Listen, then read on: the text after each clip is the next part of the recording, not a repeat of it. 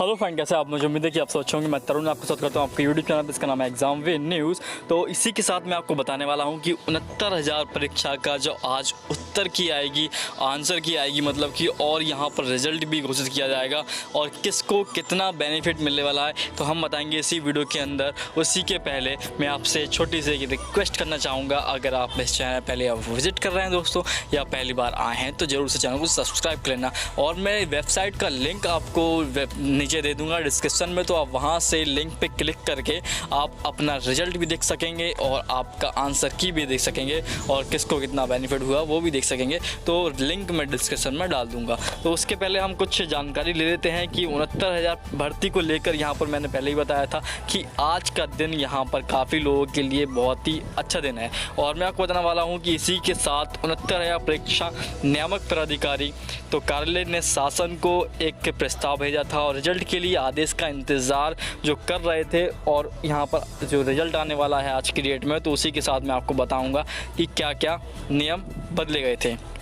तो बीएड अभ्यर्थियों की नियुक्ति पर सवाल भी उठा था और इसी के साथ यहाँ पर प्राथमिक स्कूल में 69 सहायक अध्यापक भर्ती का परिणाम जारी करने के लिए अब आदेश का इंतज़ार है। परीक्षा नियामक प्राधिकारी यहाँ पर कार्यालय ने गुरुवार को हाईकोर्ट का आदेश मिलने के बाद प्रस्ताव शासन को भेज दिया है। अनुमोदन है कि इसी के साथ जो उत्तर कुंजी भी और भर्ती का परिणाम जारी करने की तैयारी में है। तो इसी के साथ आज की डेट में ये कंप्लीट हो जाएगा। तो जो लिस्ट है और डिस्कशन में लिंक में डाल दूंगा वेबसाइट का, तो आप वहां से देख पाएंगे, उत्तर कुंजी भी देख पाएंगे, अपना रिजल्ट भी देख पाएंगे और रिजल्ट आने के बाद की प्रक्रिया क्या होगी, आपको आवेदन कैसे करना होगा वो भी बताऊंगा। तो देखिए, पूरा वीडियो देखिए। और उसी के साथ कुछ क्वेश्चन भी है जो कि बनते हैं, लोगों के मन में सवाल उठते हैं कि शिक्षा मित्रों के मन में काफ़ी सवाल उठते हैं, तो वो भी हम बताएंगे इसी वीडियो के अंदर। तो 69 भर्ती का परिणाम आने को अब सवाल उठ रहा है कि बीएड अभ्यर्थियों को नियुक्ति कैसे मिलेगी, क्योंकि वह तो आए तो पूरा नहीं करते हैं। और यहाँ पर ज्ञात है कि वे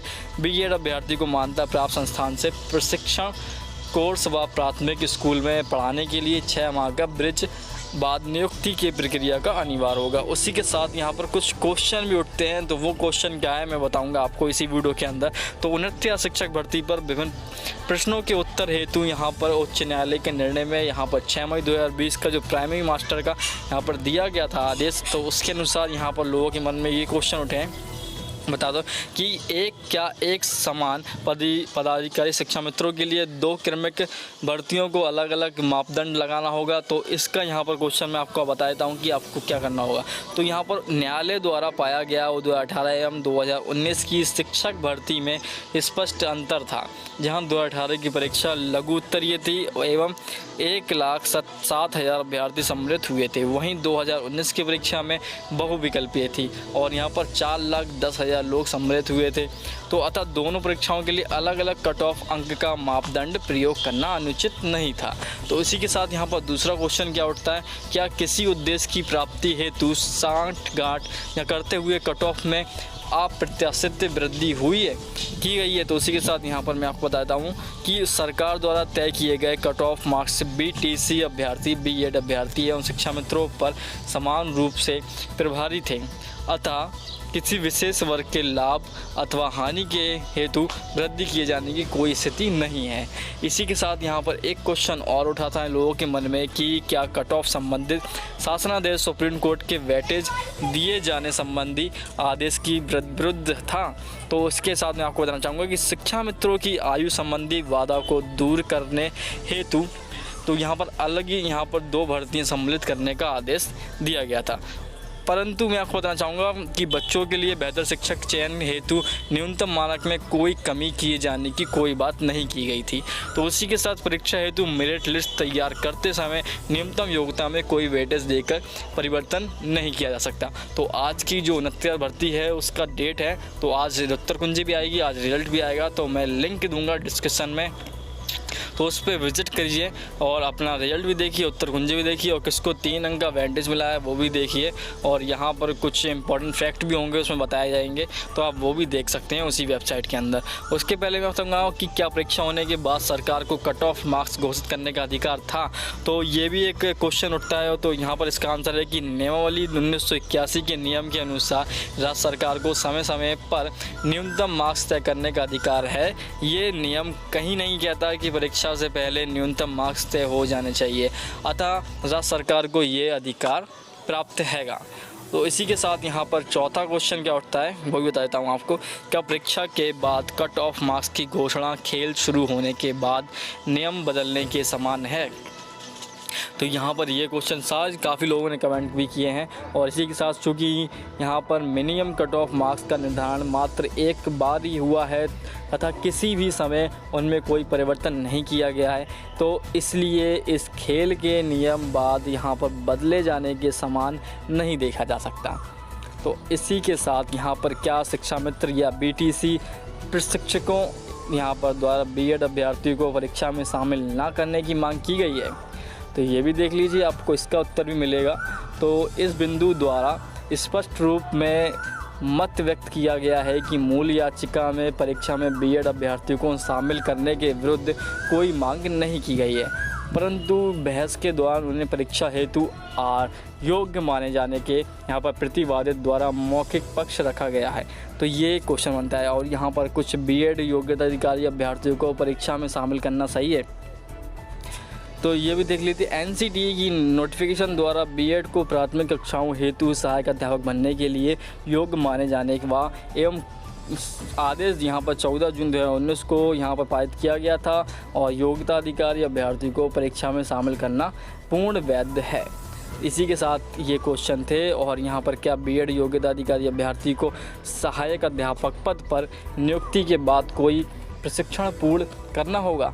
तो यहाँ पर ये भी देख लीजिए, हाँ, नियमावली के 23वें संशोधन अनुसार सहायक अध्यापक पद पर चयन के उपरांत 2 वर्ष के भीतर B.Ed योग्यता अधिकारी अभ्यर्थी को 6 माह का प्रशिक्षण पूर्ण करना अनिवार्य होगा। तो यहाँ पर अंततः बताते हूँ कि यहाँ पर 7 जनवरी 2020 की वैधता पर क्या निर्णय दिया गया है। 7 जनवरी 2020 की तो मैं बताता हूँ आपको कि सरकार द्वारा 60 से 65 न्यूनतम कट ऑफ निर्धारण संबंधी आदेश दिनांक 7 जनवरी 2020 की वैध मानते हुए इसके अनुसार अति शीघ्र परीक्षा का परिणाम घोषित कर भर्ती प्रक्रिया पूर्ण करने का आदेश दिया गया है।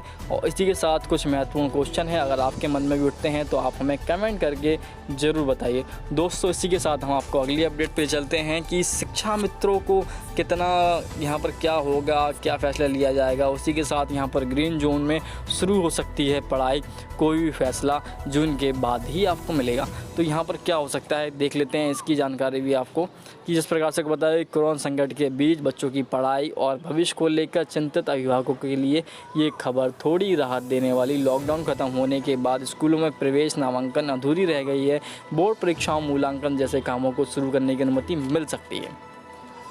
तो इसी के साथ यहाँ पर इजाज़त कभी भी मिल सकती है। और ग्रीन जोन में अगर आते हैं तो आपके लिए यहाँ पर आप जा सकते हैं और बच्चों को पढ़ा सकते हैं। स्थिति को देखते हुए हॉटस्पॉट को छोड़कर, जो हॉटस्पॉट इलाके हैं उनको छोड़ दिया जाएगा। वहाँ पर थोड़ा सा लॉकडाउन और बढ़ सकता है दोस्तों।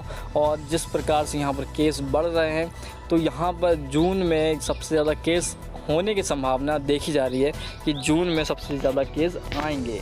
तो इसी के साथ यहाँ पर कुछ शिक्षा मित्रों का भी कुछ मुद्दा उठ रहा है कि उनको यहाँ पर बहुत ही मतलब कि जो उनके चल रहा है, उनके दिमाग में क्या चल रहा है तो वो तो वही जानेंगे। फिर भी हम बता देते हैं आपको कि आप ज़मीनी स्तर पे क्या सोचते हैं, वो आप हमें कमेंट करके बताइए। और दोस्तों, इसी के साथ 69 भर्ती में कितने लोगों को यहाँ पर लगता है कि उनका सिलेक्शन होगा और आवेदन वो कर सकेंगे, यहाँ पर विज्ञापति कर पाएंगे, तो उसका यहाँ पर पूरा दिया जाएगा आपको ब्यौरा। तो आपको लिंक दिया जाएगा डिस्क्रिप्शन में, तो आप वहाँ पर जाके भी पूरा पता कर सकते हैं। तो यहाँ पर शिक्षक भर्ती जो सुप्रीम कोर्ट ले जाएंगे शिक्षा मित्र, मगर उससे पहले ही यहाँ पर इसको नियुक्ति को पूरा कंप्लीट करने को कहा गया है कि अब कोई बाधा ना आए, अब कोई समस्या ना आए, क्योंकि काफ़ी 17-18 महीने हो गए हैं इसको चलते चलते। और यहाँ पर काफ़ी लोग काफ़ी दिनों से इंतज़ार कर रहे थे कि ये कब कंप्लीट होगी। तो यहाँ पर काफ़ी कोर्ट गए, तो इसके बाद भी अगर ये फिर सुप्रीम कोर्ट में गया तो फिर ये डेट बढ़ जाएगी। इसी को लेते हुए यहाँ पर जल्द ही एक ही सप्ताह के अंदर इस प्रक्रिया को पूरे करने का आदेश यहाँ पर जारी किया गया है। तो वहीं सरकार की ओर से ये भी कहा गया है कि डबल बेंच के फैसले को बचाने के लिए सुप्रीम कोर्ट ने अपनी ओर से कैविएट भी दाखिल कराएंगे। और इस बात से शिक्षा मित्रों में और दुख का माहौल बन चुका है दोस्तों। इसी के साथ यहाँ पर शिक्षा मित्रों को क्या होगा, शिक्षा मित्र कितने सहमत हैं, क्योंकि यहाँ तो शिक्षा मित्र काफ़ी दुखी हैं इस खबर को लेकर कि उनका अब कुछ नहीं होने वाला, क्योंकि काफ़ी लोग निराश हैं इसको देखते हुए। अब देखा जाएगा कि क्या होने वाला है। अगली वीडियो में मिलते हैं और भी अच्छी जानकारी लेके। पल पल की अपडेट हम आपको ऐसे ही देते रहेंगे। थैंक यू दोस्तों।